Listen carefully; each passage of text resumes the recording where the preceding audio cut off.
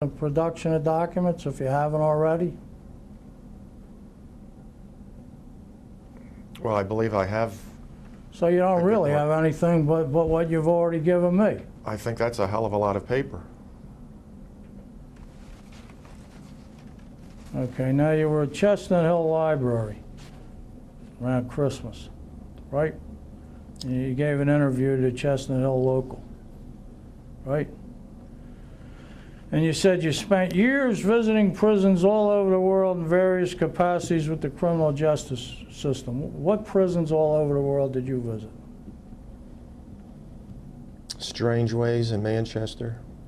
England? England. One. Wandsworth. England. Two. London. 2 or 3 other remand centers. Pentonville. England. La Santé. Where's La Santé? Paris. Yeah. Champs-Élysées. France. Geneva. Regensdorf. Germany. Zurich. Switzerland. And a number of others in Belgium and a couple places in the Caribbean, across the country in America. Well, except for the Caribbean, all those prisons are about 300 miles apart, but it'll suffice for all over the world, I guess. But all over the world, to me, is 25,000 miles. Okay, you also, he said, if the author is lucky, some movie company will pony up big bucks for the right to make a film out of that. You said before, although other reports have said this too, about Tobey Maguire or somebody, but you said no, you never contacted anybody about movies. Is that correct? And some of the discovery, I'm sure you said that.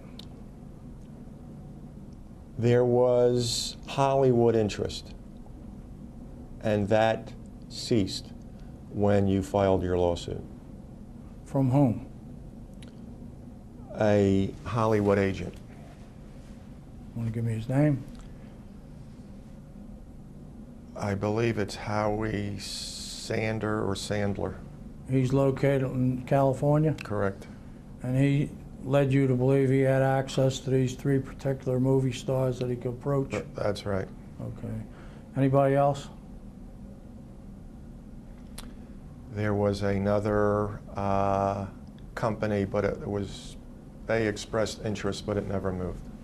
But you went to Jimmy Benz not long ago, and you Right. gave him a copy of the book. Right. And asked him, could he give it to Stallone? Correct. He's a friend of mine, Jimmy. But Jimmy wasn't interested, was he? He was. He said he would. He was? Did he call Told you me back? would. Excuse me? Hasn't called you back, has No. he? Okay.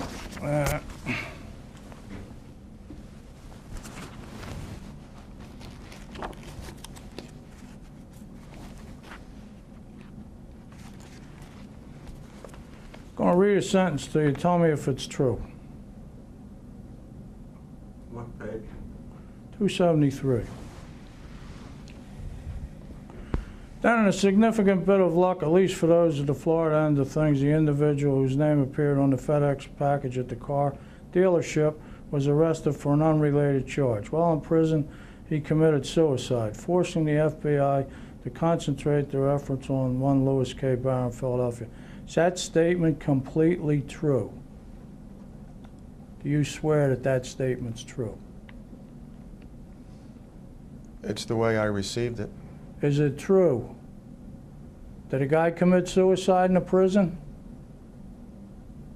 Well, I never saw the body. I don't know. Do you have any evidence that a guy committed suicide in a prison? No. Do you happen to know, now let me see if I understand this correctly, because I'll tell you something, I don't want to digress on this tape here, I'll forget about it. I happen to have some third-hand knowledge of this, because Cripple Barrel borrowed money from a friend of mine and never paid him. But when he left town, that was the excuse he gave. that something about marijuana was being mailed by FedEx to his house and he had to leave.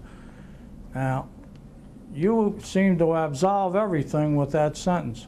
Why did the case go away after this so-called suicide that you're not sure of? How come when Cripple Barrel came back to the Philadelphia area and they got a package addressed to Louis K. Barrel, which is practically his name and his alias, with drugs in it, well, why was there no more case? Objection to form. You may attempt to answer. I don't know why it wasn't pursued. There are many, many crimes far more salient than this one that receive attention, publicity, and then die on the vine without further prosecution. Happens all the time.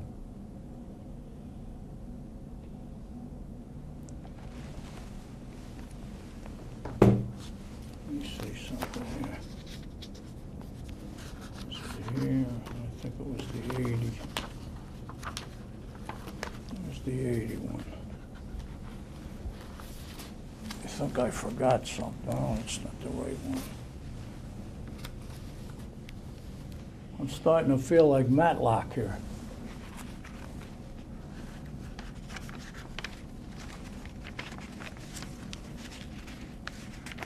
So you're telling me I should ask Jimmy Binns for the books back?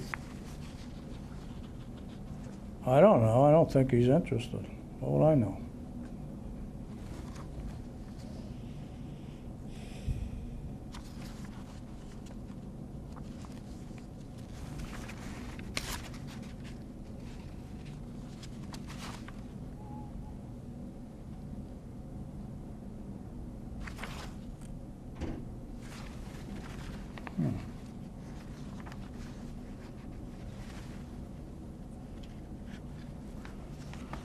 It was probably in the 90, and I didn't bother to put it in there, but maybe you'll remember it.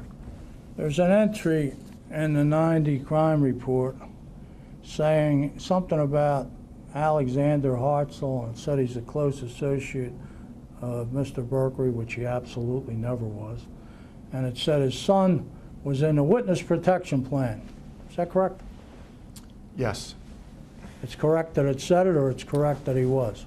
It's correct that is printed that way, but Hartzell, Kevin Hartzell, argues vehemently that is not true, was never true, and in fact expressed his outrage to me and said he was going to sue the Crime Commission. When? When did he tell me that?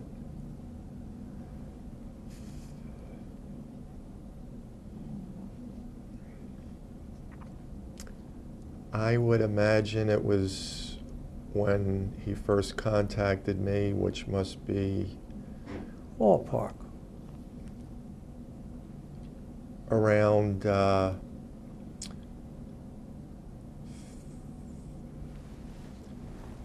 it is right around the time of the event at Finnegan's Wake, which I guess 2 years ago, it could be that long. 2005.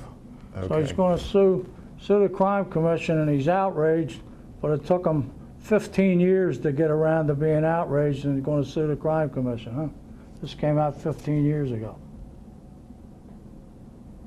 Is that right? Just telling you what he told me. I mean, is that correct? This came out 15 years Came ago. out in 1990. It's a 90 report, right? Yeah. So 15 years later, he's outraged. Okay.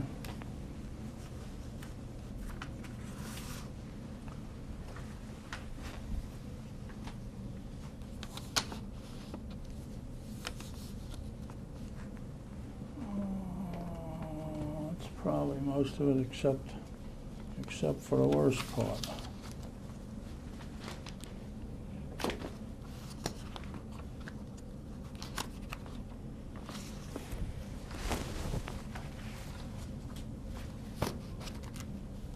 What are we up to, Carmen? Looks like 15. 15 was the last? 15 is the 1990 Crime Commission report, yeah. That's 15?